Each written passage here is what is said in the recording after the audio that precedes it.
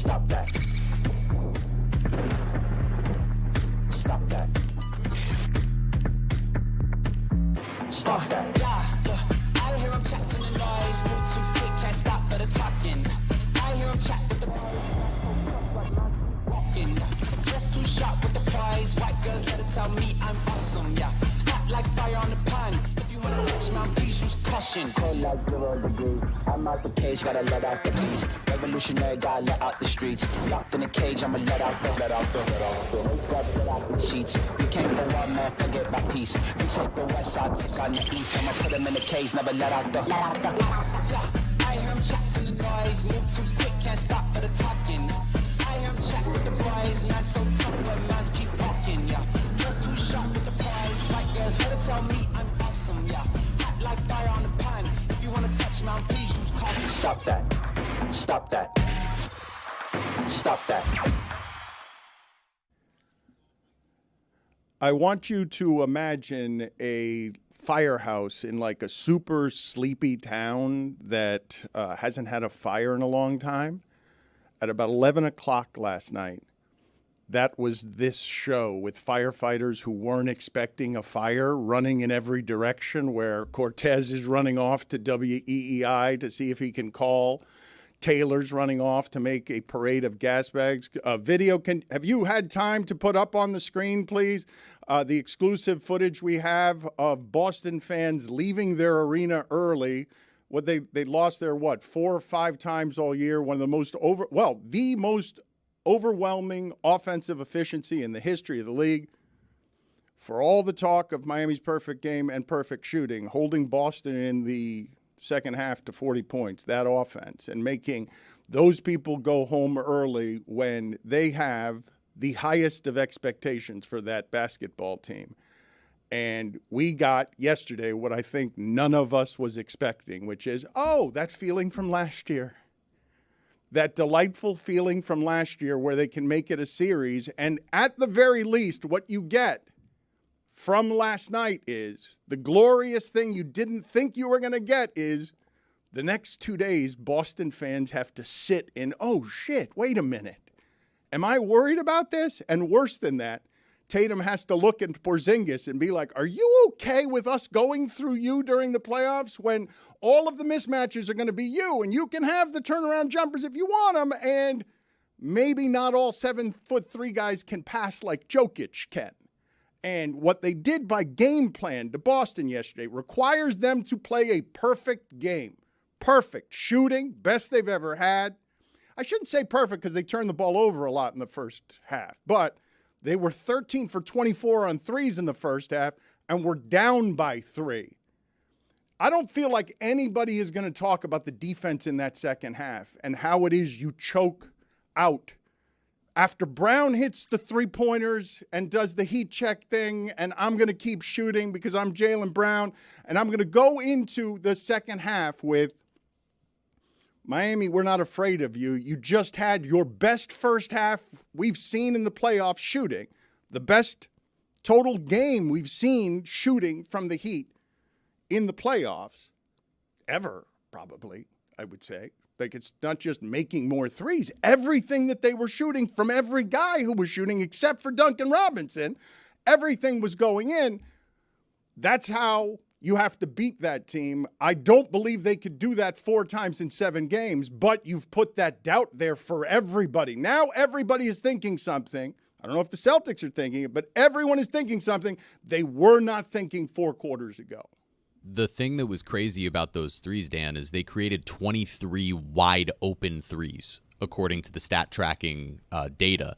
So this wasn't just making threes that were contested and it being fluky. It was an offensive execution to be able to get everyone wide open. And that had to do with Bam setting screens on offense, creating more room for Tyler Hero to operate.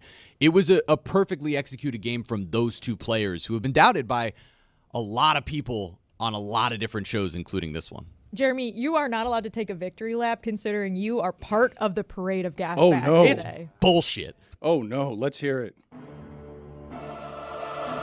It's hard to see how the Miami Heat are going to win a game in that series. They're a joke right now. Everyone's Everyone's laughing at them. This team is not going to, more likely than not, even pull off one game against the Boston Celtics this year. Tyler Hero, not good. Not a fan. Bye. Just bye. It's not a code red, because if you take out Jason Tatum, the Celtics are still sweeping the Heat. So slow down, Scalabrine. Yeah, give up Ruiz up out of here. They down 0-1. They about to go down 0-2 tonight, and your season going to be over in the next 4 days. They need to dynamite the Heat. Please, just the core. Toss it out. There I'm we go done. again. He's been doing that for 2 years. Wow. They have a home Done game in talking 2 about nights. is Bam gonna find the guts. I'm done talking about it. I mean, the Miami Heat could go 100% from the field, 100% from the three, and they're still going to get swept in this series. They just don't have the personnel to match up with the Boston Celtics. That's it. I talked to a person that's high-ranking in the NBA who would know stuff about player evaluation, who said he would take 13 centers over Bam. Wake the hell up, Heat fans! Okay, You're so far gone from being a contender right now. You are an afterthought. They do not want to face Boston in the first round and be their first victim. They will probably get swept. I'm going to say that right now if they face them in the first round. Most people do not believe the Heat will win a single game. Because this roster is simply not good enough, and it's not good enough by a mile. That set a tone. I think I'm the most right You're insane. in that group. You What, are we really- insane. Look, Did you watch basketball last night? I watched it, and I'm very happy Miami won. I don't like Boston. I like the Heat. No one, Well, clearly and you I don't. mean no one, sweeps the Miami Heat. It's not a thing that happens to this franchise. So I'm also a little disappointed because look at us. You know, we used to reserve these things for finals runs. Now you're like the 1-4-1. Old man yelling at clouds is what you're doing. We didn't get swept. We didn't get swept. They left early. Like it's a little. If you ask me, a little sad. It but is sad. I thought the same thing. As part of our scramble this morning, unsuccessful part, I asked for them to find me a banner that read, "We didn't get swept." That might have been the 1-4-1, but okay. All right. Cool. I just don't see how you can watch that game and not be apologetic for the way that you've talked about Bam Adebayo and even Tyler Hero for that matter, who now in back-to-back huge games for the Heat, the one that would have eliminated them from the postseason entirely and the one that would have put their backs up against the wall, stepped up and had two of the best games of his entire career as a playmaker. I'm not going in circles with you guys on Bam. Because you're wrong. He's a fine player, and if you want to regurgitate the spoon-fed bullshit from the Miami Heat that says he's a key to the defense. Insane. And Did you don't watch the game? Yeah, I watched the game. I'm not saying he's not a good defender. They look, the Miami Heat have acknowledged that I am right every offseason when they've tried to acquire a star that is better than Jimmy Butler and have failed. All right? Bam Adebayo is a one piece that they haven't actually looked to relinquish. They keep wondering, why are our offers not good enough? It's because you haven't included Bam Adebayo. So if you have faith in this organization to push through and remain a contender, if you have faith in the coaching staff, I'd say I'd probably have a little faith in them potentially replacing Bam Adebayo if they had to. But I am super happy that they beat Boston. I'm super happy that the Boston Celtics fans have to wear that for 2 days. But also, this feels sad to me. Today does not. I will not allow you to make today. Unbelievable. I will not allow you to make today sad because I don't disagree with you, and I don't think anyone disagrees with you. Before last night's game, there was exactly no one saying that the Miami Heat will win that series. Juju? I'm sorry. If you guys listen to the Alley Oop podcast that be on every now and then whenever we feel like doing it, I called this the whole time. I bet last night that the Heat would win. I won $500 last night on the money line Heat win. If you listen to the Alley Oop wherever you are, if you saw these gas bags, I'm a Celtics fan, but I'm a realist. I said all year, what happens when the damn shots don't fall, tall That's man? it. What happens when the shots don't fall, Mr. Slick Hair Man? What happens when the shot don't fall, no left hand?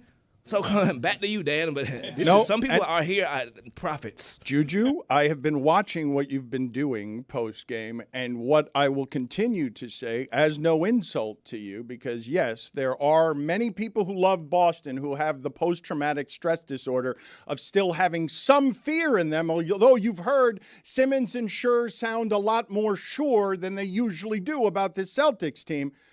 I don't dispute that you have warned and doubted these Celtics about the Miami Heat can beat them in a game. But I've heard no one say that the Miami Heat will win that series. I've heard no one in a credible mainstream position go out on the limb and be alone with Boston will lose this series.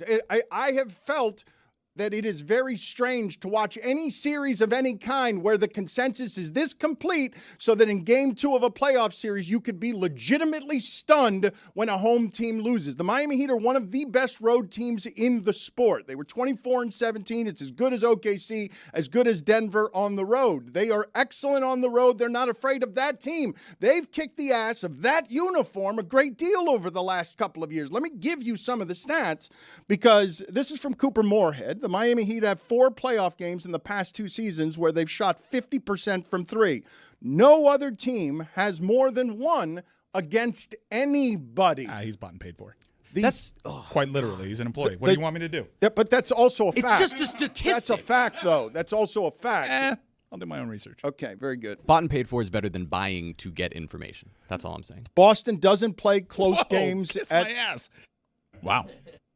If you want to say that you can't break something down because you're a part of a broadcast or because you're part of an organization working for NBA.com, I just don't understand how that's the analysis that you Jeremy, can go I'm just doing a thing. Let's move on. Look, the thing that happened last night was with all the bluster and all of the praise that the Celtics received over the weekend and after that Game 1 win, it's basically like they started this game up already 20 points. And you see what the Celtics do when they're up 20 points. They will let your ass right back in the game. Dan's being a mouthpiece. Can we get back to the stats? Is that all of them? If I'm a Celtics fan, I am concerned because the blueprint's out there now, and you need the guy that's watching the town every day to come up with adjustments. And it's very clear. All the Miami Heat need to do 3 more times is set a new franchise record from shooting from downtown. Well, this is what I will tell you that I was watching last night that I will not get used to no matter how much the sport changes. The idea that in playoff basketball, you would allow the Boston Celtics to do what they want around the rim, easy layups, it's just not something I'm used to.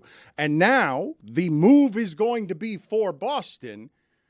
What Juju is saying, what happens when the shots don't fall? Miami was basically saying to Boston, no more threes. That's not how you're going to play where you're shooting 66% of your shots are threes.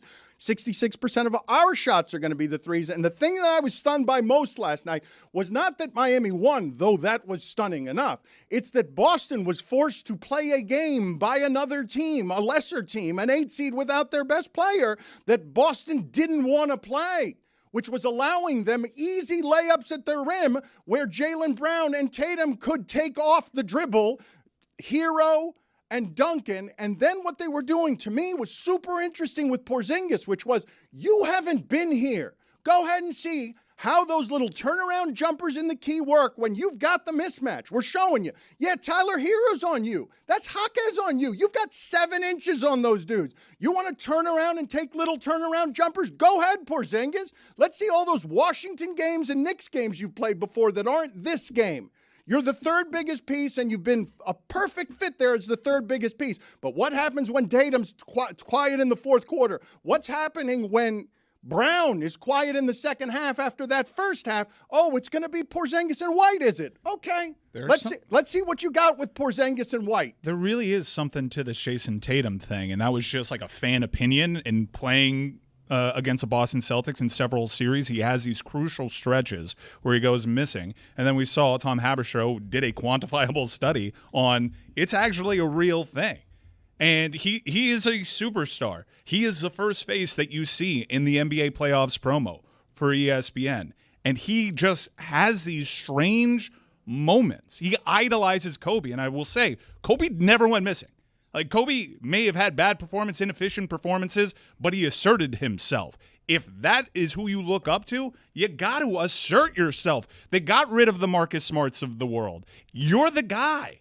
Be the guy. Even if you don't have it that night, just have the confidence to let your team know that they can still come to you. His body language is terrible. He's rolling his eyes like a child. He needs to find the dog. Stan Van Gundy accused him of losing his composure and getting frustrated. Stan Van Gundy was hitting the note of this team doesn't know what close games are like. This team does not know what this heat feels like when it's close this year. Jason Tatum's a pretty good asset. Should they trade him? Oh, no? Jesus. Enough out of you. Look, I feel like our tone's Jeremy, been out. less than celebratory. Yeah, Not today. No, Not today? No, Jeremy, No. you don't get to do that. It's the Dan Le Batard Show. Out. Go. We Go. should be Ridiculous. celebrating Not today. this victory, even though it's one game, right, Jess. with Ryan Cortez doing what he does best, calling into Boston radio and playing Pitbull songs on unsuspecting radio hosts. That's a cue for you, Chris Cody. That was her. He was really celebrating. he was celebrating his go thing. Like we told Jeremy to go, and I hit. Yeah, I heard your joke, Yeah. and then she was But you making gotta- one. you gotta and you keep were, moving. I was you were listening so, to Mike Praise me you behind were me. I was so like, oh, busy good. smelling your own Yes. farts You know what? that No, you didn't I'll- hear Jessica I'll take the throw blame it. for that. Yeah. We're a team here, Dan. Okay, it's the woman's We do fault. everything as you're right. It's Chris's fault. 111-101, game 2 at TD Garden. Absolutely disgusting. You're supposed to be winning 18 and you're out there laying eggs without their... Let's go to Danny in Cambridge. Danny, what are your thoughts? Bro, I got to be honest. I am pissed right now. I was watching the game at El Palacio de los Jugos. I cannot believe we got a good game, finally, for once, out of Tatum and Brown both. But, if Joe Mazzulla can't make adjustments, if he's going to lose to Eric Spoelstra in game 2, that means to me that the Celtics are playing like... Let's go. Thanks, Danny. Danny brought us sound effects. How does he keep getting away with? How did they not hang up as soon as he said he was watching the game at Palacio de los Jugos? How does he get away with this every time? He is a master at his craft. He was sleeping in a slumber. It was funny last night to sort of jostle him awake and make him go run toward WEI. We did not know we were going to be able to do any of that this year. I do want to explain to the audience that might not know this, that just because Pitbull sings it culo so happily, it is the word asshole. And so I don't know if the majority of people listening to this know that when Pitbull sings culo, it's asshole.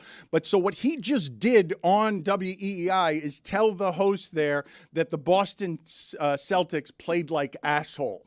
Or just ass. Yeah, it could be general ass. I don't think it has area. to be the whole. When I think of culo, I always think of the whole. I don't think of the entirety of the butt. I think when I was growing up, it was just the whole, but then after Pitbull dropped culo, it became the general ass area. Is that what? Cheeks. Is Yeah. that, that's Salute to General Booty, by the way. Wait a minute. I was pretty sure that throughout my Cuban childhood, I'll ask Mero this. Mero's going to come through here today. I want to know, throughout my entire life, culo has not been the entirety of the ass. You're suggesting to me that Pitbull changed that so that it went from a smaller surface area to the entirety of the surface area? Yeah, somewhere in the aughts when Lil Jon and Pitbull dropped culo, it expanded out from the whole to the whole ass. So you think it's like asshole? Like I mean, that's that's- fun? Yeah, asshole. Not just Yeah. like butt. Yeah. Ass. Yeah. That's how you make it mainstream. Yeah, I think right now the only song about that is Brown Eyed Girl. It went from asshole to whole ass. Jessica, I appreciate your command of the language. I'm simply saying to you that as a child, whenever it was said in my house by my father or anyone else, I think I've told you guys this story. The word in Spanish for a fish is pescado. In my childhood, my father would wear swimming trunks in the ocean, and then he would do like a handstand where his shorts would fall off, and he would call himself a pesculo. And it wasn't because it was the word was ass. It was not the entirety of the ass. It was simply the whole. I know. It's kind of like, when bad became good after Michael Jackson dropped Bad.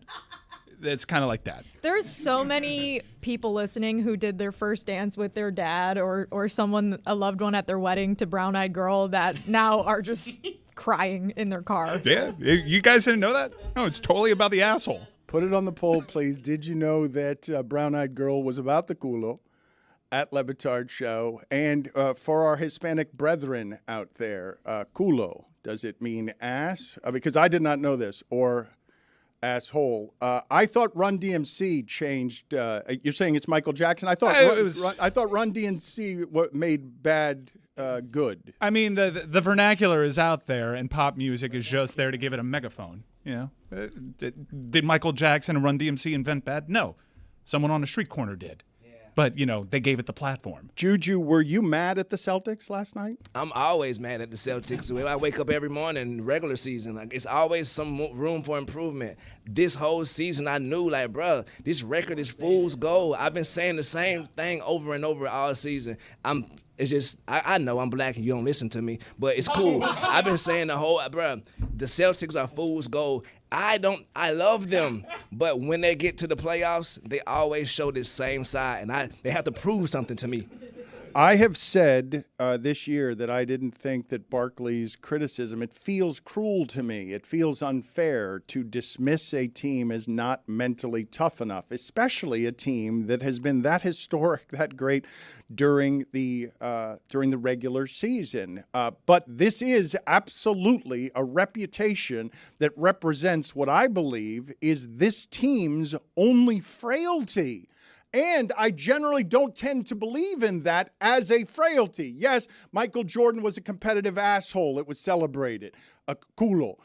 Kobe Bryant was a competitive culo. And Tatum, for his playing style, which is languid, it's all so beautiful. All of us can see, watching him as a skilled player, that is not something that is made of steel and barbed wire. It is silky and wonderful, and it's ballet in the air. And if you have a question about this team, and I'm telling you, that's not something I do. I don't call people who get to the top of sports mentally frail, because I think it's very hard to get over other people on competition for money. But I understand how it is that a game like last night reinforces that appraisal. That's why we miss Marcus Smart so much. Like, that's why the true lifers, the true hoopers knew that when we lost Marcus Smart, that was more than just our point guard. That was a dog that we had. Yeah, but it was a dog that I was happy was shooting wide open threes. I think that they did have to move, and I do think that the Celtics will be better because of this matchup. Now that Jimmy is not there, it's like an old heavyweight rival that is washed, that decides to be your sparring partner, and mentally you know that you can clear that hurdle. It's still the Miami Heat uniform. And for Joe Mazzola, who needs to make some adjustments here, for them to get through that speed bump, that boogeyman, because for many respects, the Miami Heat are the boogeyman of the Boston Celtics. This is a shell of what they could be, even at the high end. If Jimmy's healthy and they're playing out of their mind, I still think Boston is better.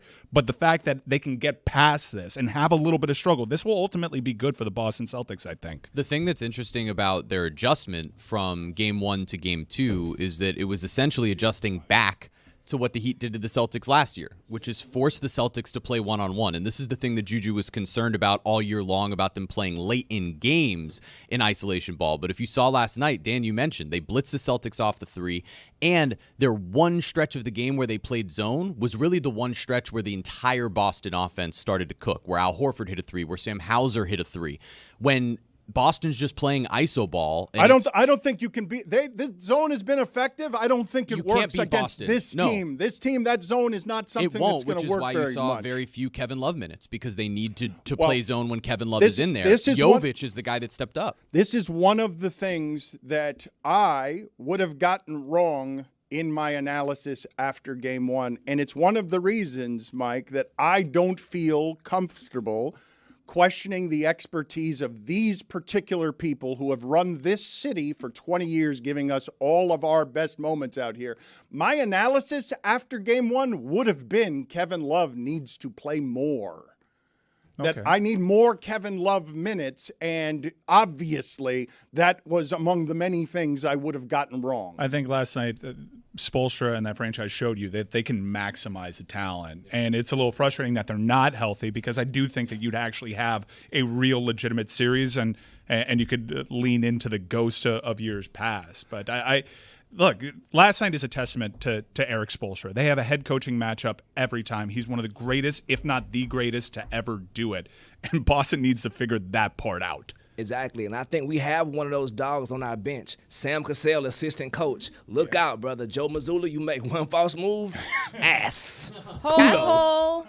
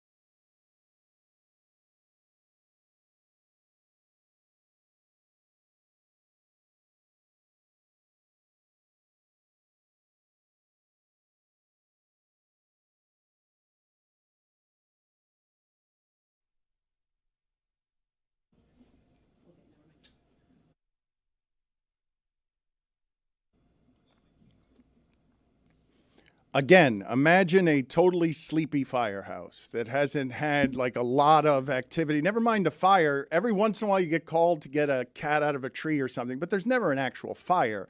Now all of a sudden, we've gotten everyone in the firehouse awake and running in every direction. We bring in our New York studio. The Heat have won a basketball game in the playoffs.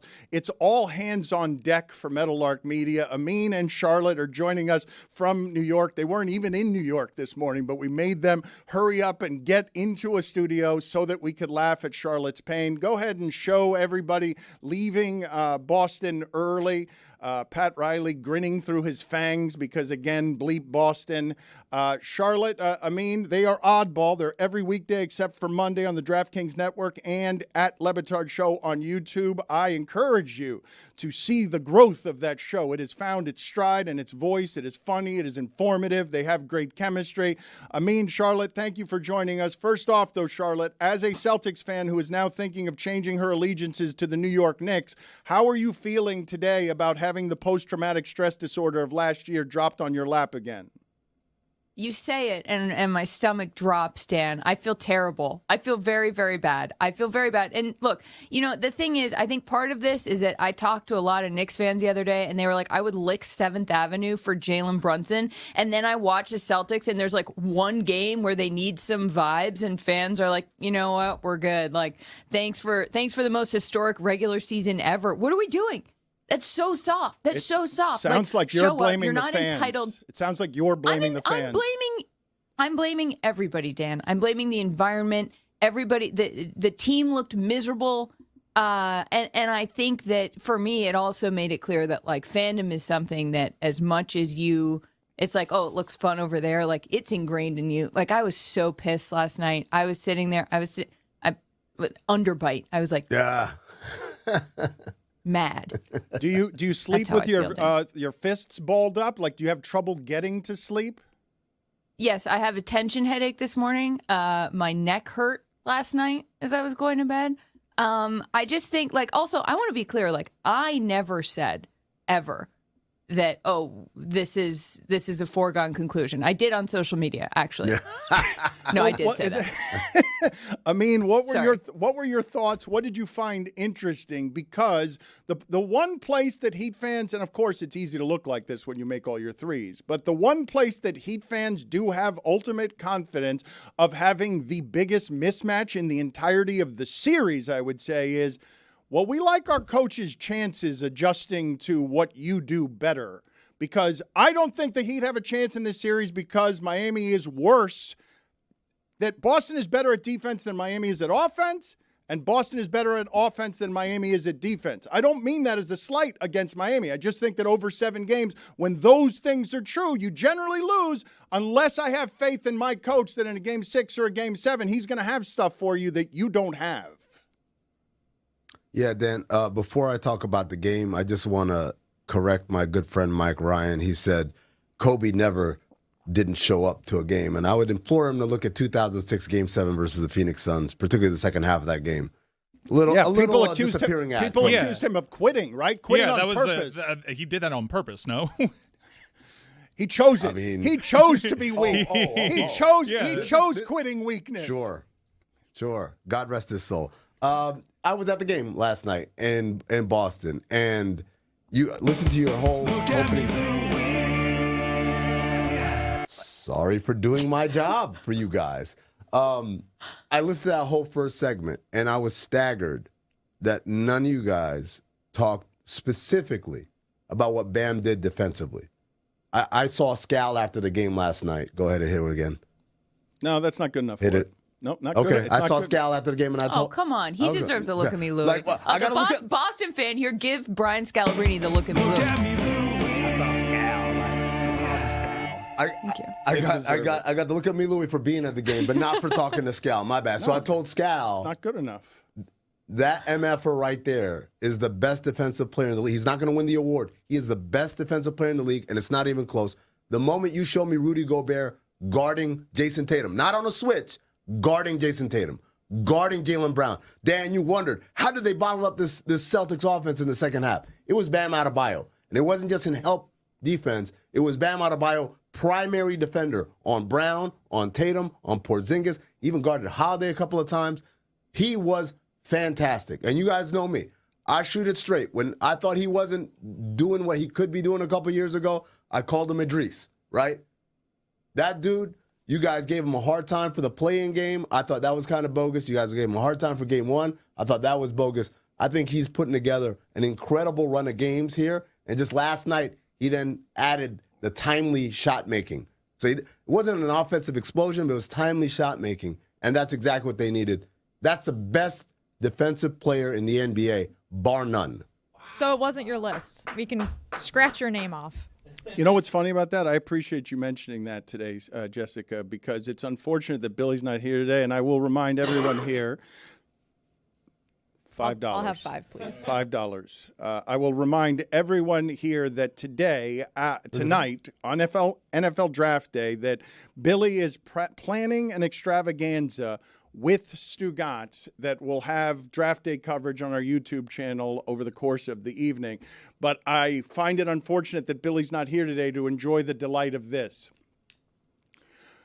The beginning of that game yesterday, right before it started, I'm settling in for an enjoyment of my evening watching Celtics Heat basketball, and I am engaged in getting furious texts from Stan Van Gundy, who's about to broadcast the game, saying to me, why did you tell people, in what world do you think that I would tell people that Bam is not as good as 13 or 14 other centers? And he's furious at me. And I'm trying to explain to him, no, Billy's doing that on purpose. He's like, Scal told me. I know, Scal didn't hear me yelling. I didn't say that about Stan Van Gundy. It wasn't Stan Van Gundy. And so now Stan Van Gundy, before doing that game last night, just because of Billy, is yelling at me, angry, a friend, which is exactly what I was afraid of. And it becomes the same thing that Stugotz did to me with Warren Sapp, always saying that Warren Sapp has bad breath, and Warren Sapp now wants to kill me. It's true, by the way, Dan. I saw Stan Van Gundy last night. He has bad breath. No, I saw Stan Van Gundy last night, and he was pretty upset. He was pretty irate. I'm not Stan, I'm not making that up. Like Stan is now mad at me because of what Billy did, which I knew is what was going to happen. Could have just said whose list it was. It's good. You did it. Dan. I did not do There's it. someone who said, Dan, you said somebody who's with But NBA I said ties. 4 times it's not Stan. Like I said, because Which Billy is kept saying it's Stan. Doth protest too much. Yeah, it sounds a little bit like you were saying it was Stan by saying it wasn't Stan. I didn't think it was That's how I would do Stan it. before, but now I do. For sure. Now I do also. Why would he say that? It's messed Pretty up. crazy take by him. Why would anyone That's really say messed that? up. I wouldn't, not even me at my worst bit. Bam was great on both sides yesterday, and one of the places that he was great, I mean, this is what you've been asking for a long time. You've asked for him to be really aggressive, and every time Porzingis was on him, he was really aggressive. But not only that, every time but one, when the Celtics are creeping back to within 7, within 5, within 6, you got Robinson missing a 3 that puts you up 15, and then Hauser hitting a 3. You got Robinson missing another 3, and then White hits a 3, and they get to 6, and they get to 5. But when you can get it scary, Bam stopped it every time. There were a lot of 3s that did it too, but Bam in the middle of the paint just shooting a little jumper confidently by being aggressive in the post in a way he isn't always. It was just as impressive as on offense to me as it was on defense. Yeah, absolutely. And like I said, people are going to look at the box score. They're going to hear us talk and say, did he have 40? No, he didn't have 40, but he hit, as you said, timely shots. And Spo talked about that post-game as well.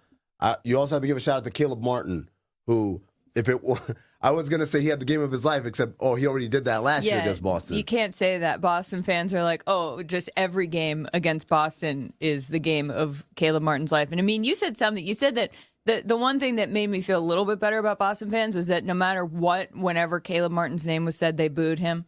Every single time his name was mentioned, every time he touched the ball, every time he got in the game.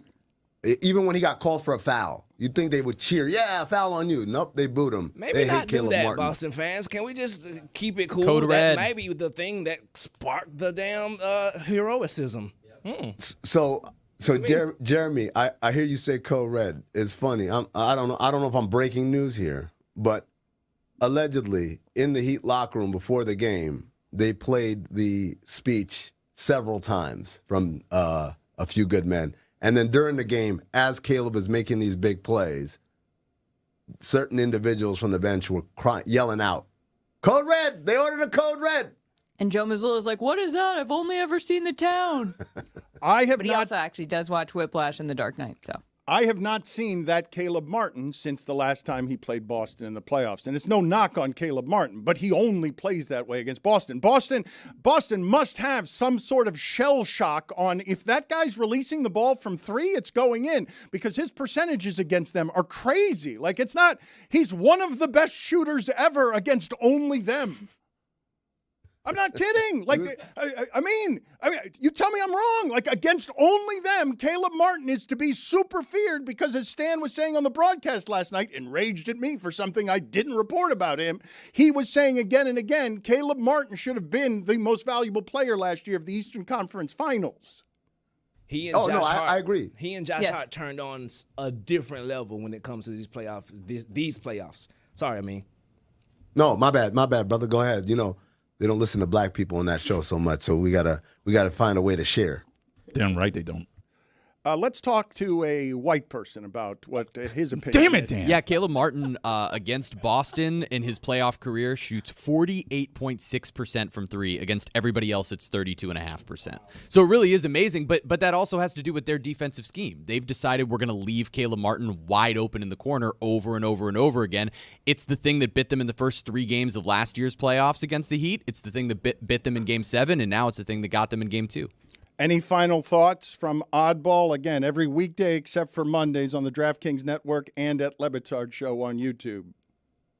I do think that there's something here, expectations. Like, if everyone says over and over that you're not going to win and you're the Miami Heat and you've got that dog in you, and they said this last year, I was saying, people were like, well, it's different this year. The Celtics are amazing. I'm like, we had this exact same conversation about the Heat last year. We also even had the same conversation about Kulo, whether it's ass or asshole. So this is like, I got real PTSD here, Dan. Yeah, we're in reruns, and I've seen this movie before, and like, I just want everyone in Boston, the team, the fans, like bring that energy. And nothing is a foregone conclusion here. This is this danger zone. Code red, danger zone. Do we have time for a stat of the day? I got a quick one for you. Go ahead. Start of the day, start of the day. It is your start of the day. Start of the day, start of the day. It is your start of the day. Start of the day, start of the day. It is your start of the day. Start of the day, start of the day. It is your start of the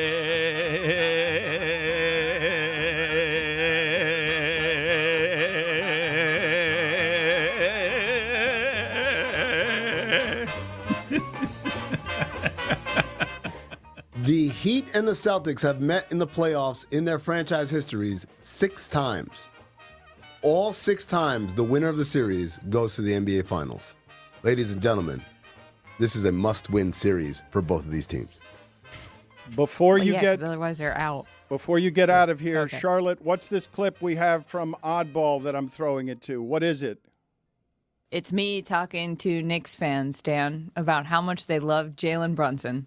Let's do it. We are doing a piece on how much New York loves Jalen Brunson. MVP! Would you give Jalen Brunson $20? Give him $40 to give me 40 points. $1 a point. That feels cheap. Would you give Jalen Brunson your dollar? She got vet bills. Take her. She's a problem. Would you lick 7th Avenue for Jalen Brunson? 7th Avenue uptown or downtown? They sweat pretty good over here, I think. Yeah. All right. Why not? This team is really fun, but I'm not a Knicks fan. We are doing a piece on how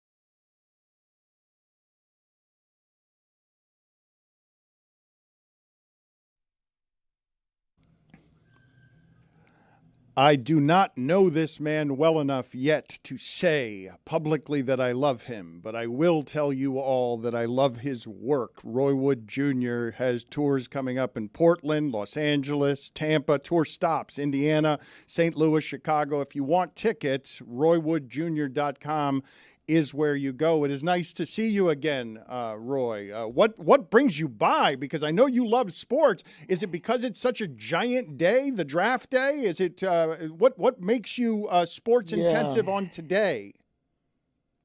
You know, Dan, we need to talk a little bit about the draft, where teams lie to their fan bases and give them hope, and make you hang all of your hopes and dreams and disappointments in life on the shoulders of a young man coming out of a lot of NIL money. And I know we want to believe that this draft is going to be the thing that is going to change the lives of your team.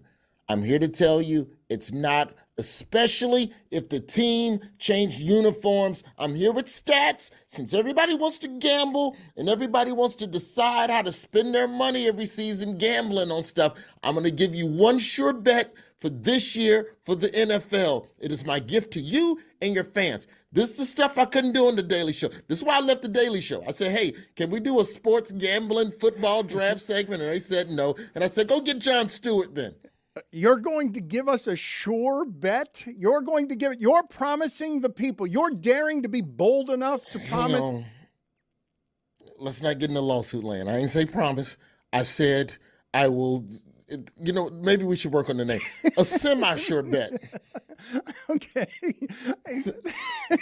I like that bet. All right. Semi-sure bet. But you're doing it with data. You're not gasbagging. See, you like facts. You're somebody, you don't, a lot of people have opinions, but you like your stuff backed by facts. Yeah. So we've got a couple of teams. I'll move fast through this because we got a lot of data to break down, but I'm pretty sure I'm right on this one. More often than not, I had a belief that NFL teams only change their uniforms when they've had a terrible season. Oh, wow. And it is a way to reinvigorate the fan base. It is a way to get people to buy merch again, the same way the Dolphins tricked me when they changed from that, the logo, the sperm whale. That's not a dolphin. Whatever that is on the helmet now, it's not a dolphin. Love Tua. I'm happy the team's competitive.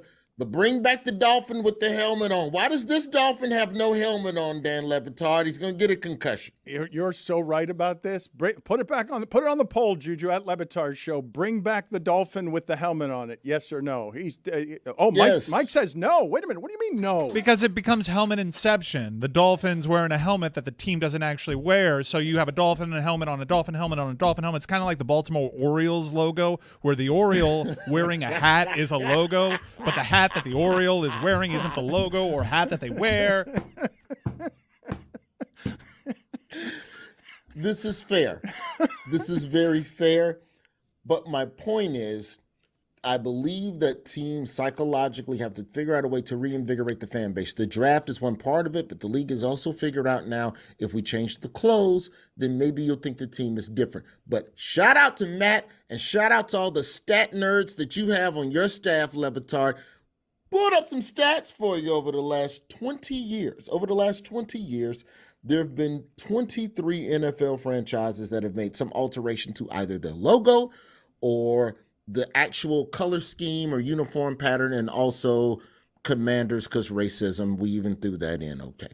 So out of those 23 teams, I want you to just give me a wild guess of how many teams had a winning season after changing their uniform. Well, I'm assuming, since you're coming on with big data, I'm assuming that it's very, very high. But in order to help you, I'm going to say 2. 6. I'm bad at the game. 23 uniform changes. 23 uniform changes. Only 6 teams saw a winning record the following season after the uniform change. It is chronic how terrible teams are after a uniform change. 2020, Chargers, Patriots, Washington racisms, all 7-9 after the uniform change. So it doesn't work. It doesn't work. Like, it jinxes. Like, there's just something about wearing that old shirt, that old jersey, that old thing. You feel competitive in it. It takes a year to adjust. We hadn't even had time to do the adjustments for Major League Baseball and what the hell is going on with the little tykes, with the, you know, We can we all don't have time. We to can give all it- see their junk. So, well, I hadn't been looking at that yet, but also I'm a Cubs fan. It's cold, so it retracts. So you can't, you know, they don't drop Allegedly. till July in Wrigley. 2013 was another one. Dolphins with the sperm whale went 8-8 the next season. Jaguars with 2-14 changed the logo, went 4-12. Attaboy. You want to know what happened to your Vikings fans?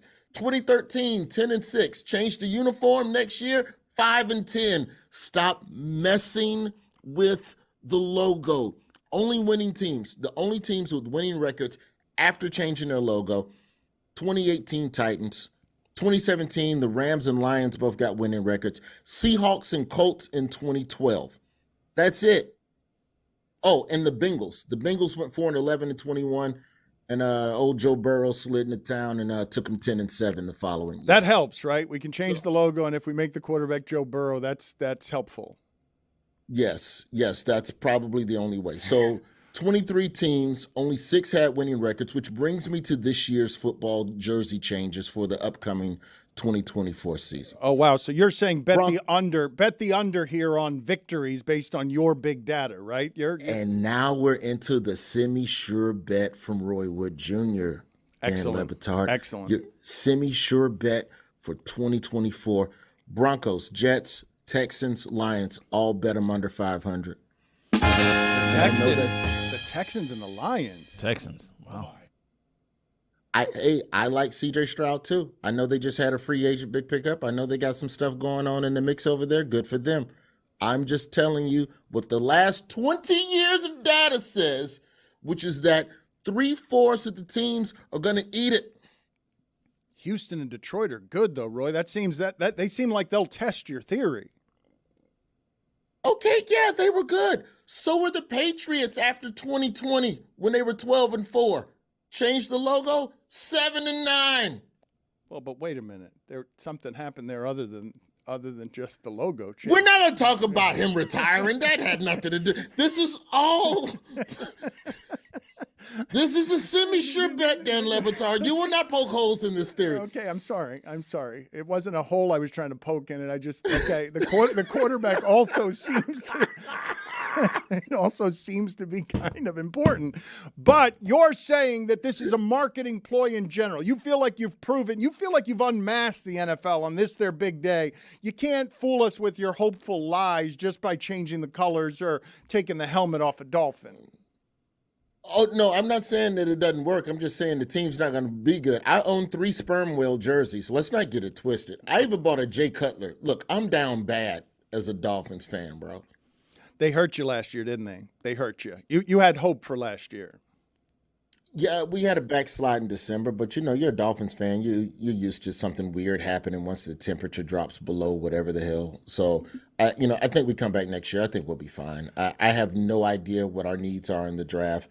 I am curious to see if the Patriots trade down and go into like an official rebuild year and just let Mac Jones hold the fort down for a little bit. Well, he's been traded to Jacksonville, so he's going to be holding the fort down over there probably. I've been watching baseball.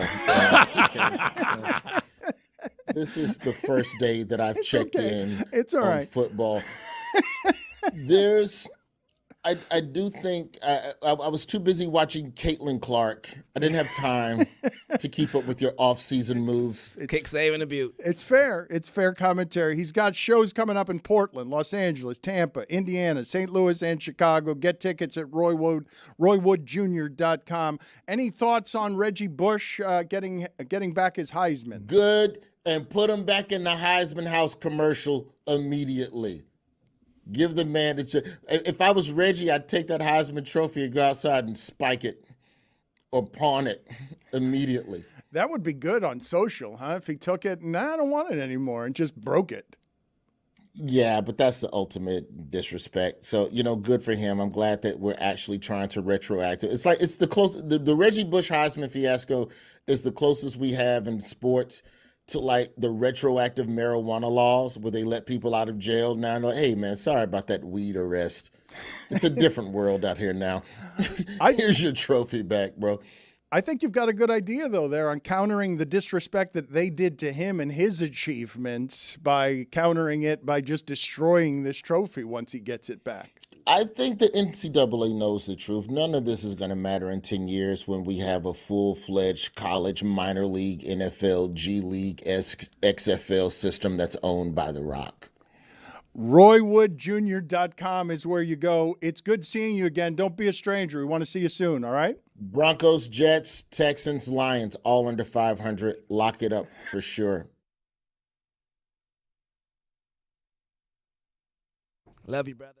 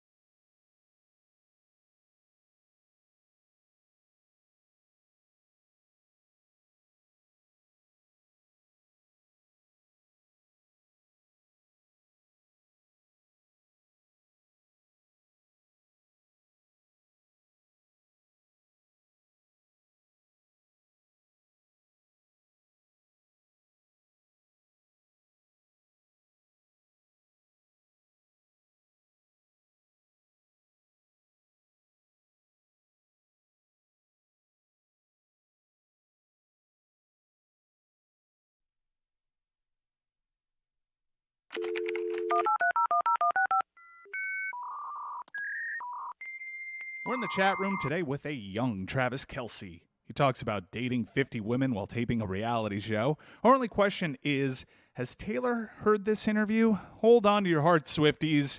It's time for a throwback interview from the Dan Le Batard Show with Stugotz. He had that reality show. So are you getting a lot of questions about that reality show? How does that one go over with Andy Reid? Yeah, no, that wasn't Andy's favorite show. Andy's a big show guy, not a big Catching Kelce fan. Do you find it dispiriting when it's met with that? When you're like, hey, man, this is all fun. I'm just doing a reality show. I know I don't have your older sensibilities about how I should date. No, I honestly, everything, I've always been the one to kind of, go astray of everyone doing the routine things. And I've always kind of just, lived my own life. And I think that's a part of it is definitely, going on a TV show and dating 50 women. I was just, when I heard that, I was intrigued, and I was like, yeah, dude, that sounds like something I would enjoy. I know, but see, this is the thing, and I want to really talk to you about only this, because and Old Spice, no, because have you, okay. Nailed it. If you did you have any confrontations with the front office or Andy Reid that were any larger than this one? Because I could see this being the biggest problem in the Chiefs organization for you. No, this is obvious. This is the only time that the organization has ever had like I want to say a problem, but a question like, dude, what are you doing? But wait a minute, it's fun to talk about it now because I got through it, and I'm still the same player that I am. Got through it, Kelce, really. Wait a minute. That's the thing you're saying on the radio? I got through it. It was a great hardship. This whole dating of 50 women on television, but I got through it. It was tough. Over the dead body of Andy Reid. Tough. I know you're down there in Miami. You've dated 50 women at one point. It's hard. I forgot their names. Well, that's right. Yeah, I started calling women by their states. Am I right to say, though, that in this instance you asked forgiveness instead of permission, or was it an oversight by you? You knew this was going to upset them, no? Yes and no. I thought that they were going to react a little bit more understanding, knowing that I wanted to get my face on TV. I enjoy being on TV. I enjoy being in front of the camera. And I thought that they would understand that, but obviously the PR team felt a little different. Tell us what you want to tell us about Old Spice's Red Collection of premium scents. This year they're really pushing the Red Collection, and what it is, it's premium scents for exceptional gents. You feel a little ridiculous saying that. I'm not saying. Look, man, I feel like a captain saying that. Actually, no. He the Red Collection is it's affordable. It's not in the fancy bottle. It's not fancy prices. Everybody can smell great using the Red Collection. All right, we play a game around here. It's a looks like game. It's just what people in sports look like. So Butch Jones played for you. You played for Butch Jones at Cincinnati. Sure did. Does Butch Jones look like the physical manifestation of anger in a kid's movie about the emotions? I could say there's similarities in there. Does Andy Reid look like the actor used in a History Channel reenactment of the Civil War who enters a tent to give Lincoln an important update? Yes, he does. Okay, does Andy I don't Reid? know if he's coming in on a horse, though. No horse. Andy Reid looks like he waggles his fingers in front of a tray of donuts and says, "Don't mind if I do." All right. We've got donuts on Fridays. I think I've seen him do it. So he and the last one, does Andy Reid look like the guy running down the stairs from the brothel in his long johns in the Old West Saloon because the lady of the night stole his boots and cowboy hat? That is beyond ridiculous, and I will not stand for that. That is not Andy Reid. No. Does he look like it though? No. This is not. No. I'm not alleging that it looks. I'm not alleging that Andy Reid's moral compass would ever allow that or a reality show with a tight end. If it looks like a duck. If it quacks like a duck, looks like a duck, you might as well call it a duck. I would say no, but yeah, I don't think Andy's coming out of the Red Cabaret or anytime soon. I don't know. Thank you, sir. We appreciate your time. It was a pleasure. All right. Always a pleasure, guys. Fun stuff.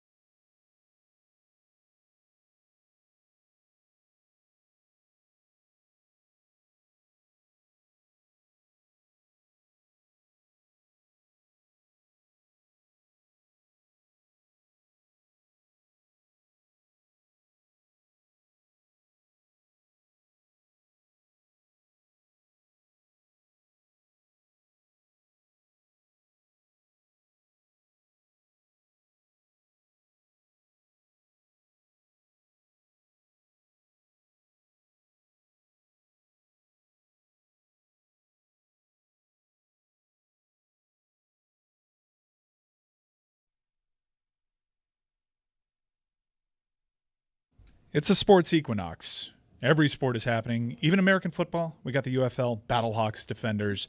So things on other sides of the sports spectrum may be falling by the wayside. And I want to make sure that we highlight these other sports, particularly tennis.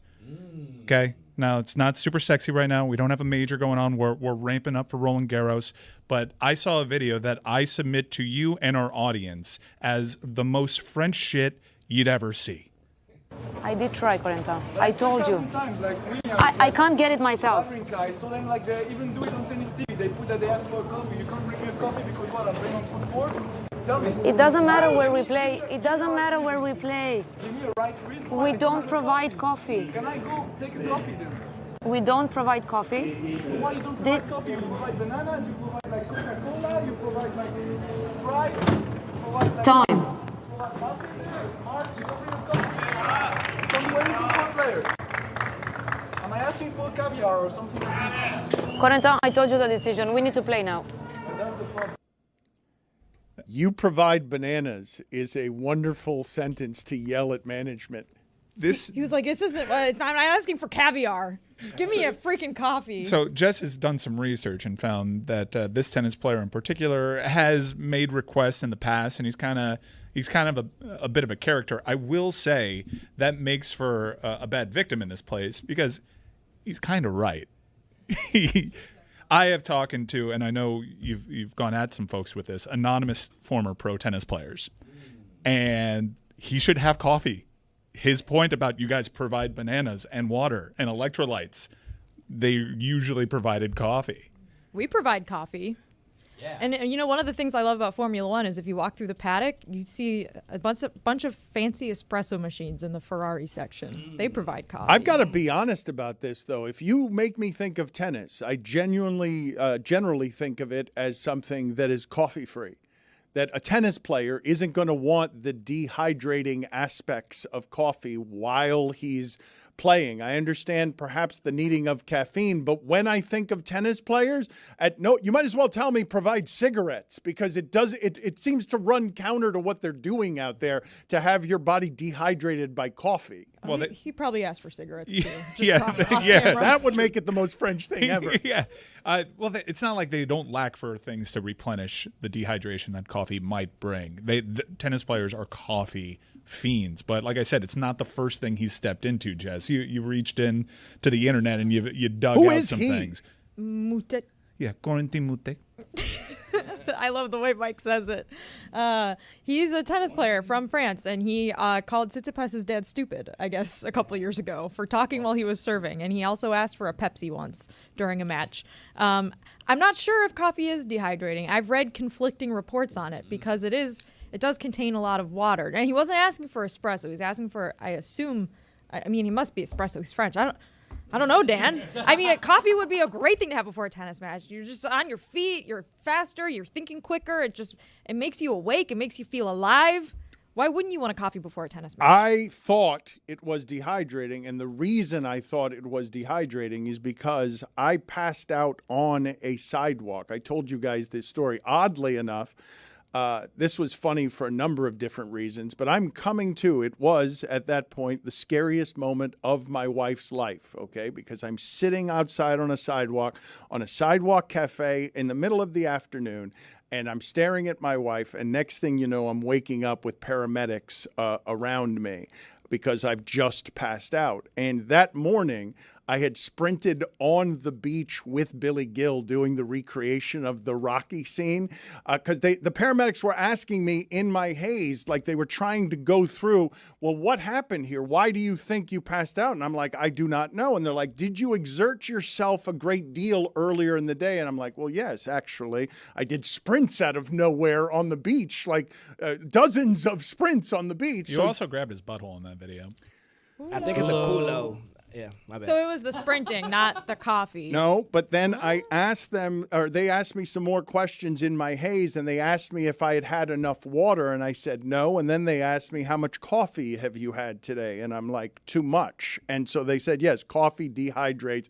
Again, when I think of tennis players, if you were to say to me, hey, tennis players, now I know that they drink coffee in the lounges and in the clubhouse and everywhere else, but if you told me next to the court, I would have guessed no on that one. I would have just guessed no. I drink coffee when I'm playing every sport, really, when I'm doing every workout, before I go for a run, before I go to work. I mean, it's a good thing to have around. It's just a really good thing to have. But you think science is conflicted about this? So put it on the poll, please, at Le Batard Show. Is coffee dehydrating?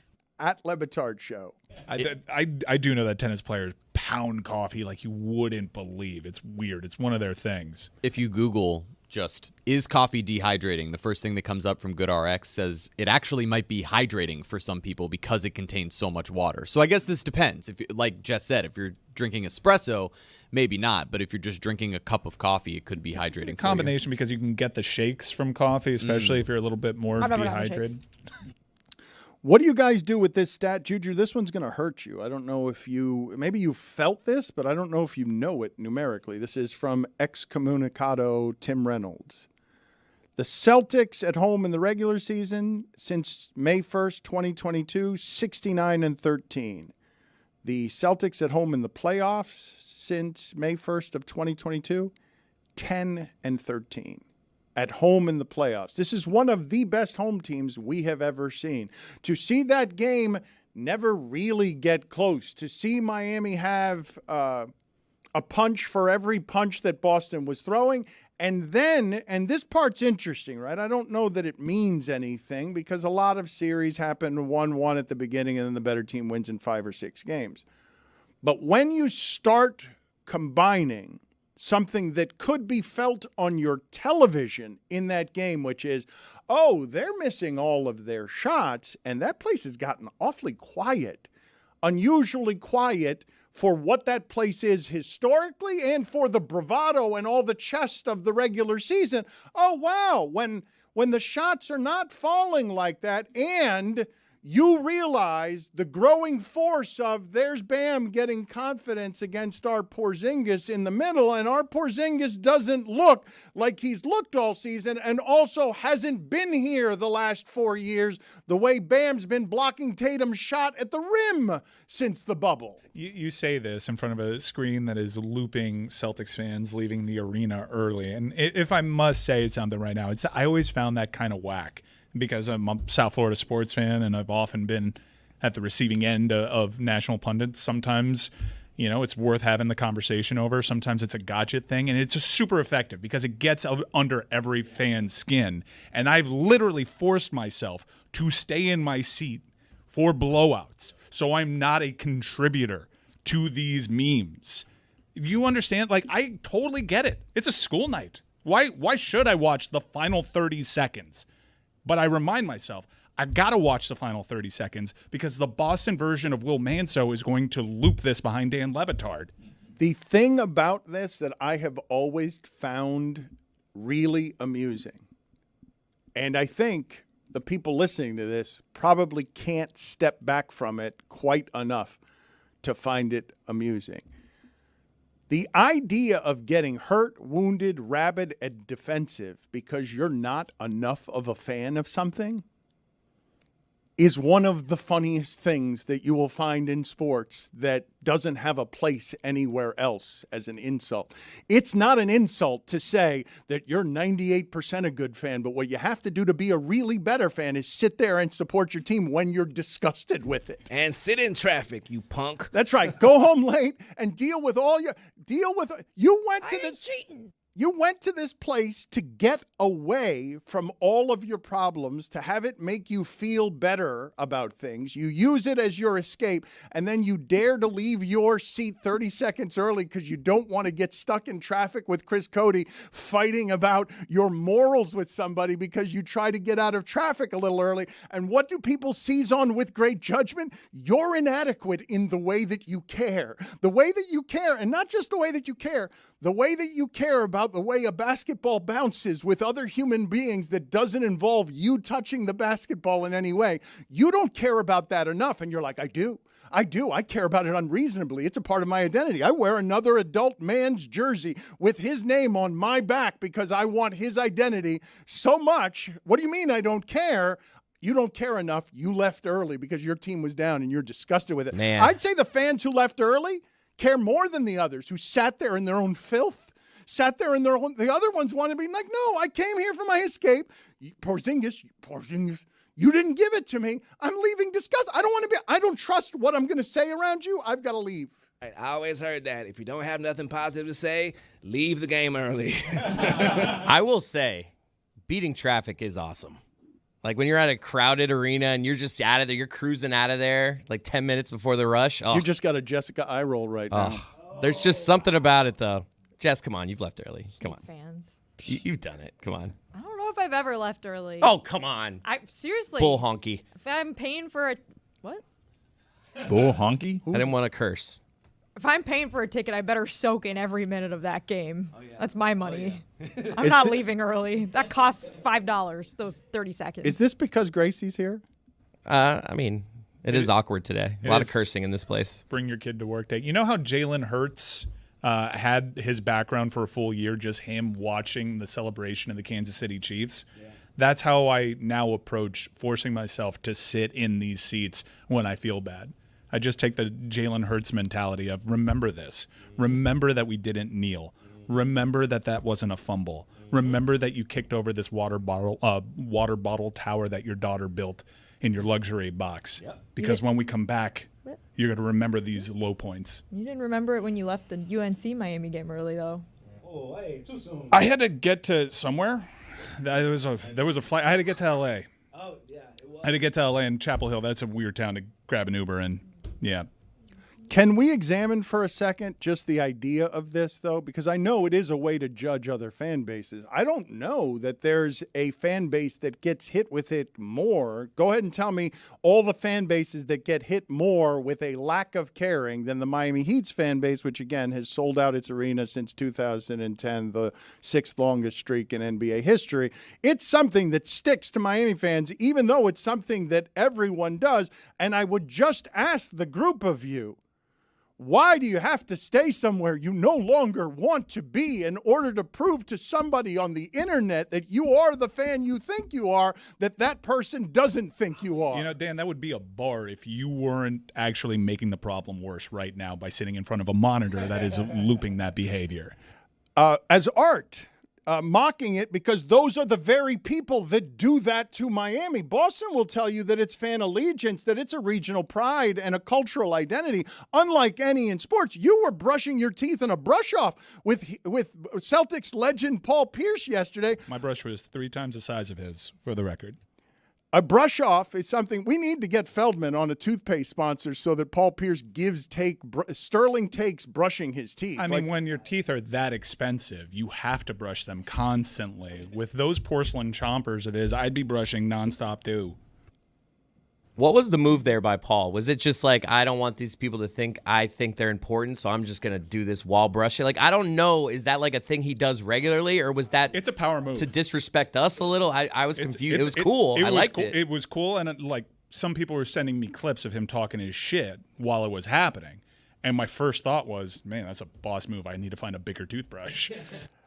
I did not have Paul Pierce as a prop comic, but we can put up on the screen. You've put up on the screen the brush off between Paul Pierce and Mike Ryan. I did think it was unusual, and I didn't feel like I was being shoved around in my own home. But now that you pointed out, him coming in, casually brushing his teeth, I've been criticized in public areas for putting lotion on my skin. That's something to be done privately. I've been criticized for using a Q-tip emerging from the bathroom. People say these are things that are to be done privately. I am someone who has blind spots in this area. This is not something I would ever do on television. Arrive so casually that I'm like, you know what? I'm not sure if my teeth are clean enough. I'm not even caring that you've already started. I'm going to brush my teeth while you ask me questions. But this is a person who has spent a lifetime answering questions about his professional work while nude. So he's living in the locker room space is vastly different than the rest of your workplaces. Yeah, I feel like most people are worried about debris if they're doing this in front of a camera. I'm happy that you stopped lotioning your skin while we were having conversations because that's like peak Bond villain behavior. I didn't know it was weird until you guys pointed it out to me that putting lotion on your skin in front of people was something that was villainous. But now that I think about it, I would love a movie villain It puts that the lotion on its skin. slowly, very slowly though, sinisterly. No, Mr. Bond. I expect you to die. Why do you got? What else is it in this realm? The Q-tips. These are the two places I feel what it is that you guys You're are also a talking big about. toothpick guy, but that one's just more socially acceptable. But you had a crazy cinnamon toothpick phase. I do love cinnamon toothpicks and flavored toothpicks, but that is different. Although that I don't even know culturally what they'll give you some of those in restaurants sometimes. Culturally, like Razor Ramon made that a thing, so it's totally socially acceptable down here in South Florida. I got one. If your underwear gets caught in your behind in public, brother, you got to walk around the corner and get that out. Free advice. Put it on the poll, please, at Le Batard Show. I'd love a new segment, Juju's free advice at Le Batard Show. If you're having to pick a wedgie, do you need to do that in private as a courtesy to others? And also put on the poll at Le Batard Show, is it weird to put lotion on your skin in front of others? Because everyone's good with it at the beach, right? Suntan lotion and all that, that's the acceptable place. Do you also think that internationally, Mike, what it is that you're saying is so on all of these things, whether it's lotion, whether it's a Q-tip, whether it's brushing your teeth in public, you think all cultures are uniform in saying Dan is weird doing that in front of people? No matter where you are. I think if you have a conversation with someone in the United Kingdom and you're lotioning yourself up, they're going to turn a corner, maybe not even say it out loud, but in their head they're going to be a bit weird, isn't it? The Kid Marrow's about to be here in a moment. Perhaps we will ask him for some help in legislating a few of these things. Are you guys interested at all in this Tom Brady roast hosted live by Netflix, by Kevin Hart? Netflix is obviously trying to do some different things in the streaming age. I don't know what's being reported, but I assume that Amazon is going to get some basketball stuff. I assume that we're going to see a seismic upheaval of how how basketball does business in its next contract with its partners. There is a real chance that Turner does not get the NBA package, and it's like so synonymous. They built their entire network around it. I imagine if I'm one of these other streamers that ends up getting one of these NBA packages, because if you're the NBA, despite the arrow not pointing up, you got everybody you could possibly want in this game in terms of stalking horses. If Amazon just has to build NBA coverage out of nowhere, just buy Turner's coverage and just move it from one network to another. But, there's a real legit shot that inside the NBA as we know it may not exist. I will say something. Chris Cody, can you get the imaging, please, that warns people so that they could skip this, that I am talking about some stuff here that is inside media that has to do with ratings and how it is that sports are bolstered by their partners, because all of this to me is fascinating, what it is that's going to change here and what you presently see happening throughout hockey.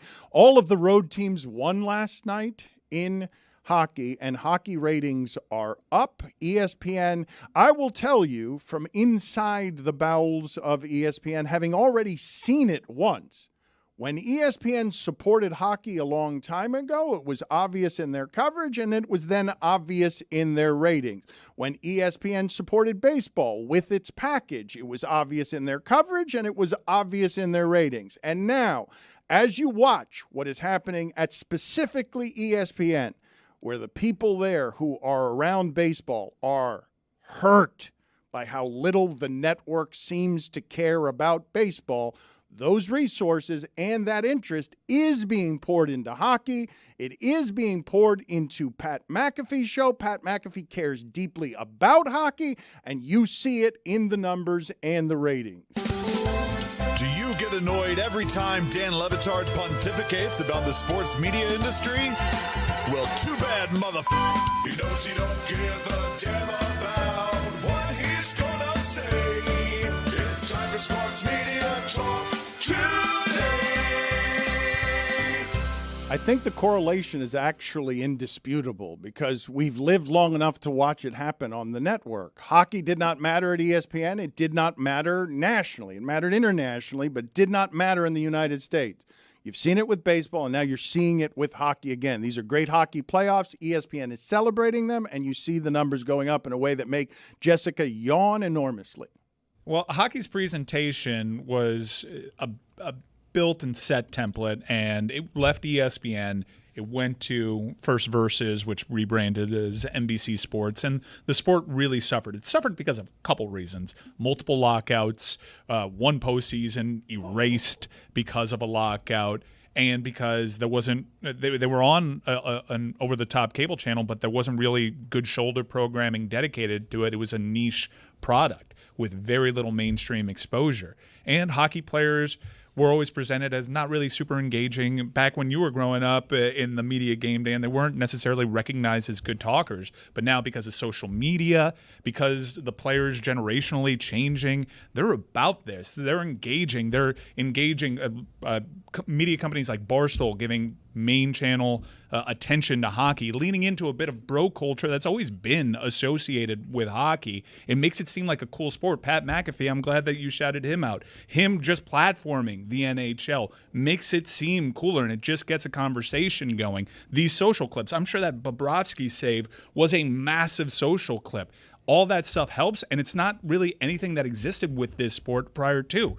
As you mentioned, the ratings are up. They're not just up a little bit. These are gargantuan increases when it comes to this sport. It's absolutely having a moment. Roy, Mike Ryan came in today and proclaimed something that I found shocking to hear, given that I'm going to say 18 months ago, Bobrovsky was one of the more frustrating players who had ever come through South Florida for people who care like you and Chris Cody and Mike Ryan about hockey. Mike Ryan is now claiming that Bobrovsky's a Hall of Famer. Yeah, I mean, he's won 2 Vezina trophies, but 18 months ago, he wasn't playing up to the contract that the Panthers signed him to. And then all of a sudden, Stanley Cup final, and now where he is right now, yes, he's played up to his contract, and yes, he could be in the Hall of Fame. I can't believe what you're saying, though. Yeah, there's a couple factors as to how this turned around. First off, you got to give credit first and foremost to the player, Sergei Bobrovsky. But also the Florida Panthers kind of realized how to manage this player, and it's something to keep an eye on here in the postseason. I'm very much subscribed to you play a guy till he gives you a reason to not play him. That's the NHL playoffs. But Bob's minutes were managed in ways this year that allowed for Florida to have the second best goals against average with their goaltenders right now. Stolarz giving Bobrovsky the occasional breather has really helped manage that man's minutes. And you're seeing right now with Winnipeg and Hellebuck, a guy that played a ton, he's all of a sudden struggling. He's by head and shoulders going to be the Vezina winner, and he's given up double-digit goals here against the Colorado Avalanche, who are a very good team in their own respect. You also have to give credit to Bill Zito for the team that he put in front of Bob because they are stout defensively, especially 5-on-5 and even strength. Jessica, what is that you are trying to put atop, that pink thing in your right hand that you're trying to put atop the Mountain Dew sent Mountain? Willow a cupcake. Thank you. To A fan mailed you something for That's extremely thoughtful. No, it was actually addressed to Willow. It was a Okay, so cupcake. Willow Is she Willow allowed to have it? received mail here. She did. I- It is gluten-free. Can confirm. I believe that if we open the portal to the audience mailing Willow gifts, I think you're going to have a whole lot of gifts for Willow. And there go all of the cans in the other room. Mike is a saboteur. Who are the Code Red? Oh, was that distracting while you were on the air? My bad.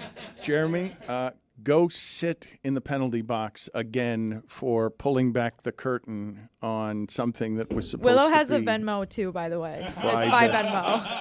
Go! What Mike mentioned about the change in hockey players and public-facing hockey players, it's not just a change in athletes being more comfortable talking freely. Foreigners often have difficulty in their second language, showing the range of their personality. And as I sit here, having seen Bobrovsky change from from guy you were mocking to Hall of Famer, I would have made the argument at any point that I'd like to hear from Bobrovsky on how that happened in English. I'd like to interview him on what it felt like to doubt and be bad and to now be back to Hall of Fame form. And I don't feel that if I sat for an hour with Bobrovsky doing an English language interview that I would be able to get the full force of his humanity or personality. Goalies are also odd in every sport. You kind of have to be a psycho to play that, and sometimes it just doesn't translate for several reasons. English could be your first language, and you're not necessarily the most giving when it comes to an interview. Like Bob was interviewed about the bobbery that they've started making shirts over, and it wasn't really anything interesting. But I would love to give credit, once again, inside the Barstool family, Spittin' Chiclets. I think it's a huge deal. They have Pink Whitney, which is a very popular drink. These guys are cool, and they bring on other hockey players, and they give them this relaxed platform. And not only that, but one of the co-hosts is on TNT's studio coverage, and TNT, who found the formula with their NBA side, just replicated it on the NHL side. Biz is a really interesting character. He's great with the studio show. I think that platform, Spittin' Chiclets, has really elevated the sport because it's turned a lot of people onto it because it's undeniably a cool show. Yeah, Paul Bissonnette and Ryan Whitney and RA, they do a good job on that show. That show is 3 hours long, and they do it like multiple times a week. But you're not going to get anything out of Bob. You're absolutely not going to get anything out of Bob. He's low. He has a low voice. He's soft-spoken. He's too humble to be talking about Well, that you got something out of him when you went up to the All-Star game. Yeah, I got a minute and a half out of him.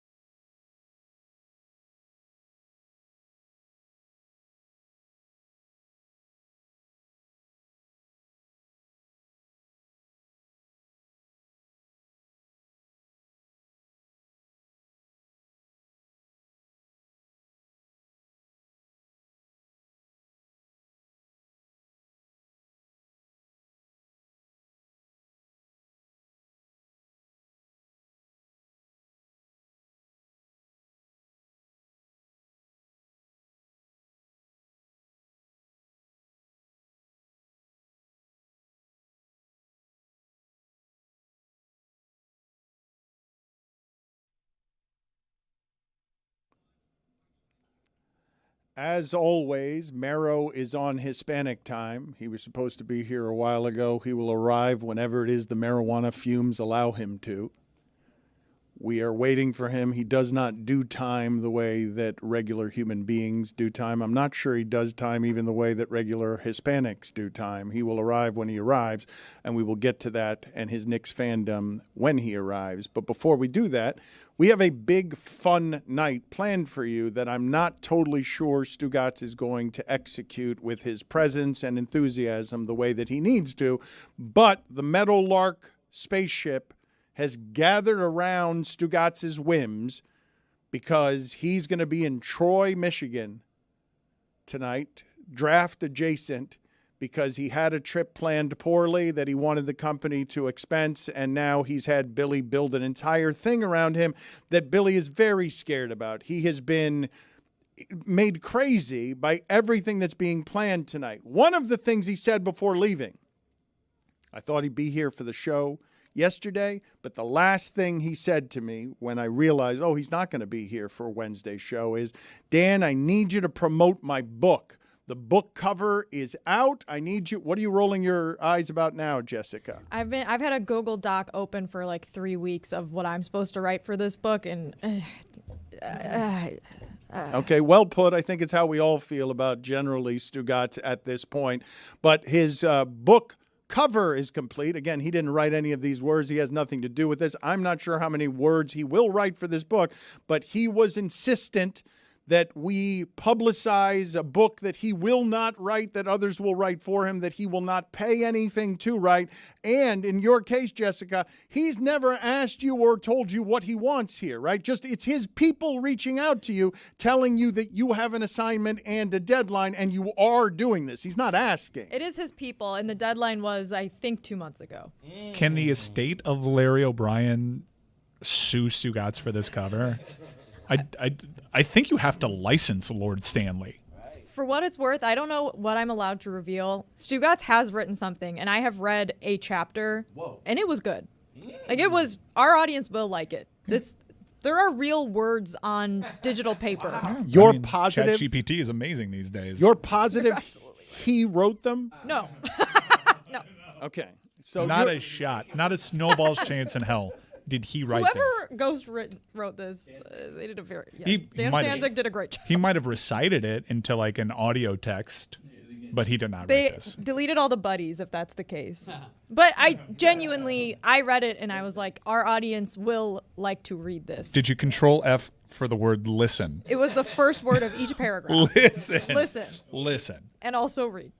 What about what you guys are doing tonight? Juju, I'm assuming that you flew in, as at least in part, to be a part of those festivities. Yes, sir, Ski. We are going live with my brother Billy Gill, man. It's going to be a lot of fun, dog. My sister's going to be here. My brothers in the Lord going to be here. My brother Tony, he outside. He ain't here, but he going to be here tonight because he's a hard worker. You already know I salute my brother. I'm so happy that Billy Gill is getting this opportunity to show what he got because he is so talented.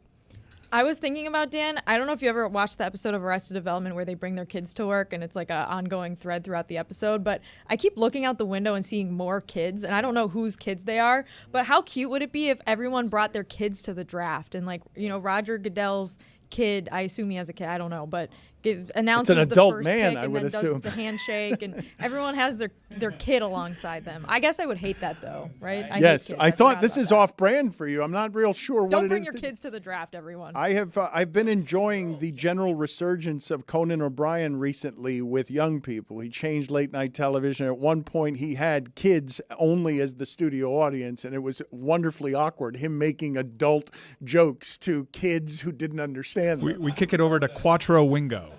Goodell has 2 twin girls who are 23. They should do the picks.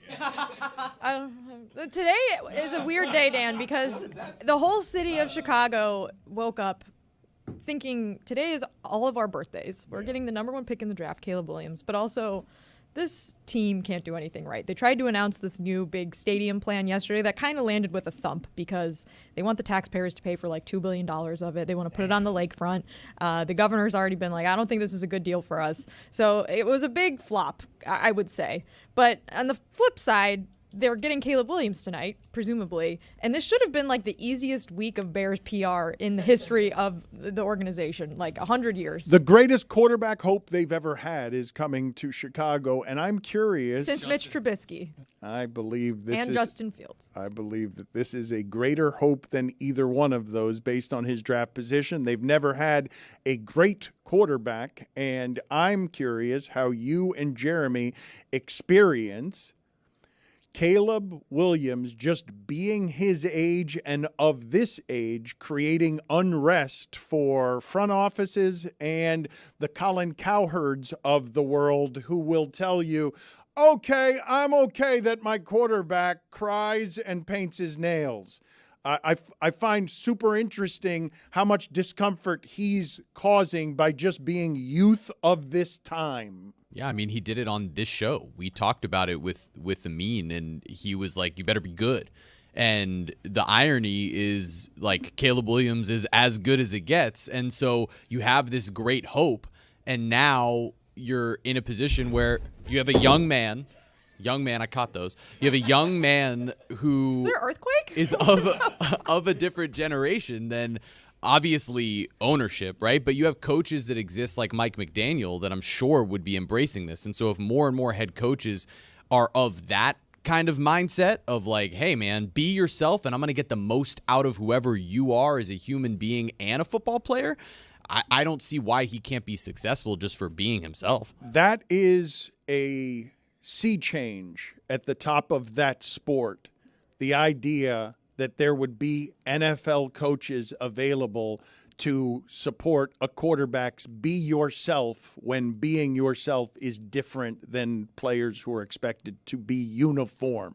I do believe that the modern coach has to connect there. I do believe Bill Belichick doesn't have a job right now, at least in part because he's not someone who can connect there. Have you noticed that there's been way more national discourse on Caleb Williams painting his fingernails than the starting quarterback for the New York Jets is wondering aloud about the U.S. government creating AIDS? Yeah, that's exactly right. Like, Every and generation. especially. Oh, go ahead, Juju. It was just like you touched on last time we spoke on it. Every generation has this. Allen Iverson was a problem.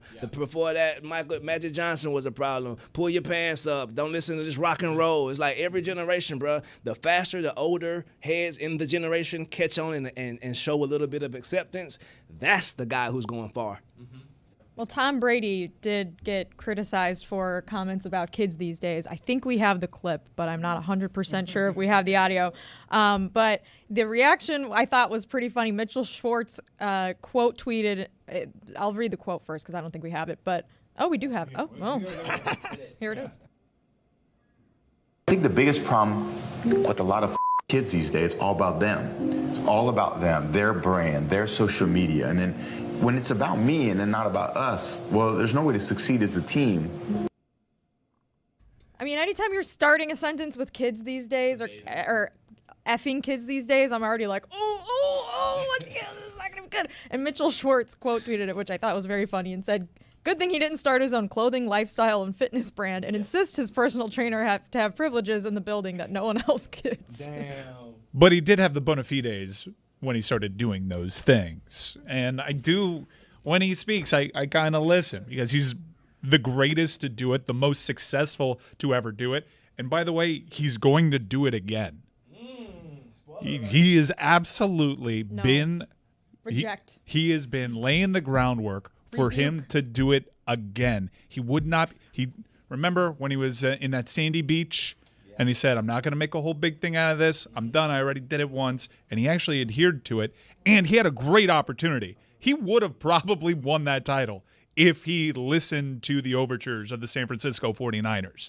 Imagine how crazy that would be. I can't do this again. He's going to do it again because he last year he avoided this conversation. Mike Florio said he did that with purpose by opening the door. He's basically sent a message to the league that if your guy gets hurt, don't lose the number. My advice to Tom Brady is just say people younger than me sometimes instead of kids these days. Others of a different generation. You can't say kids these days. You can't. It does make you seem old. Just never put those words next to each other. But, I mean, he looks so young and vibrant. And I really hope that he finishes that haircut because that was a tough look from the side. You guys say that he's a good messenger because he's got the resume that allows him to say things about football with more expertise than just about anybody who's ever done anything at life. But that guy talking to me about how kids only care about their brands, when he somehow managed to both be great and do a lot of caring about his brand. What an amazing run to go through your career at the heights of what we were watching with him. And we don't know what you think about anything because you have been more about brand protection than just about anybody in the history of sport not named Michael Jordan. He also had brands become a thing later in his career. You don't know how he'd approach it if he were entering the league because kids out of high school, when you're recruiting them, their first questions are about brands these days. Kids these days. The thing is that Brady sort of sets a template, right? Like by doing that later in his career, it's now all these kids who grew up watching him, or for that matter, he was already in the later part of their career when they were watching football. But all these kids who grew up watching that part of his career see, oh, that's what I can be. I can go be someone with my own brand out there succeeding. And so when you're looking at a generation that is about sort of individuality. Don't do what I did. I'm extremely rich. Well, don't do what I do what I say. Because he didn't have the option available to him because if he entered the league in this day and age. And if he did have the option available to him, he probably would have tried to make money off of creating his own brand because that is what a lot of people that age do. But because he didn't, and because he had the success before he overtly tried to establish a brand that he maintains, he does get to say that, and people of a certain age get to agree with it. I do think that when taking in the career of Tom Brady, and I want to get back to this roast and what it is Netflix is trying to do and Kevin Hart is trying to do. Kevin Hart hell-bent on being a billionaire. I don't think there's anything more important to him than being a billionaire. So he is doing a lot of work in a lot of different places, hustling, grinding to make sure that he gets there. But when you mention Tom Brady and brand management, I do think it's worth noting, as he complains about today's kids, that he benefited from the success of be singular in your focus and do not care about brand, yourself, or team for 20 years, and then grew really sick and tired of team first on everything. No, I want to bring my trainer and my own scientists in here to help me, and I'd like my own rules because I've seen how much power LeBron has. Why don't I have that much power? I'm more of a champion than LeBron. I'm in a more popular sport than LeBron. Why don't I have as much power as LeBron? Oh, it's because football doesn't allow it. My coach doesn't allow it. My owner doesn't allow it. I've got a relationship with the owner. I go straight to him, and they say, with the Kraft name on it, Tom Brady will retire the way that he wants to. And then he doesn't. And then he gets run out of that organization that is team first to go do whatever it is that he wants, and now looks back on it, success of both brand and team, and says, kids, you can't care too much about it, the brand, when at the end he very badly and clearly wanted his independence. Jess, did you do a signature eye roll when I ventured that he could possibly come back this season? Don't you want to see that? I didn't eye roll you, actually. No, you eye rolled the concept of... I eye rolled Tom Brady. Yeah, why? Because Dude, I hate Tom Brady. Do you if realize... you're not a Patriots fan, you hate Tom Brady. Or I guess if you're Mike. I don't know where that's coming from. You remember the narrative? You remember the narrative of last season's primetime games and how they were low scoring and how they were bad? And I pointed to that right there as to a spot where you miss Tom Brady, because there were about 7 games on the NFL calendar that would have been automatically way more interesting because he would have been at the center of it. And on top of that, he was a pretty damn good player too, and the games would be better. I missed Tom Brady in the sport last year. And if he wants to take some pot shots at the kids and dust himself off and do it at an age that we've never seen before after a year off to teach these kids a lesson himself, I am down for that. How can you not be? And even if he fails, it's still great. Put it on the poll, Juju. Would you like to see Tom Brady come back? Because I think the answer to that is going to be no from people, and it's because they're not thinking about it enough. I think people are going to answer no to that question. I'm sick of Tom Brady. I don't want any more. You basically, Tom Brady did such an amazing thing in sports where he basically beat the respect out of everybody. He wins at the end, even if it doesn't go off with a championship. We all say, yeah, I hate you because you're too good, which is like the ultimate compliment in sports. I don't know that I can get a better one than that Derek Jeter got some of this. You beat the respect out of me. I hated you, and you shut me up so many times that I had to just eat it. But I would think that people would want to watch him roasted. Yes, I believe that this is going to be an enormous. First of all, I love I don't want to see his friends roast him. Right. You want to roast Let him. some Jets fans roast him. Yeah, let's really get to the heart of this. His two exes, let them roast him, which they honestly might. That'd be something. I can get the people talking. Actually, Mike, I watched a roast the other night, a clip of a roast of Alec Baldwin's oldest daughter roasting him, and it was really mean. And I was like, if this is what it's going to be like, I think Tom's going to have a sense of humor about it, and Peyton can deliver a well-written joke, and I assume Peyton and Eli are going to be all over it, and there's going to be plenty. Ooh, are they going to talk about FTX? I imagine so. There's plenty of fodder there pending for litigation, though. As long as Jeff Ross is there, I'm good. All right, over under Botox, 5.5 Botox jokes. Over. DraftKings.com, baby. Over and I was actually going to say, what is the area that you can really hurt him? Like, what's the stuff that he's going to want cut out of there? Well, his two exes roasting him. FTXs. I meant like topics. Like, what jokes are like off limits for Brady? He's just going to be like, guys, do 3 hours on Deflategate. It won't bother me. You know what would be killer? If I won that one. If a joke writer works with Bill Belichick, and Bill Belichick decides to steal the show and have one final go at Tom Brady. So, also off limits, Antonio Brown stuff. And deflated balls. No, there's how many deflated balls jokes? Those are the ones I feel like are just that doesn't affect him at all. He's just like, that's nothing. Steve Martin. Will anybody go after him? Because that is a great sentence. And now let's hear from both of Tom Brady's FTXs, brought to you by cryptocurrency, brought to you by fraud. You guys are questioning whether professional comedians will be as mean to him.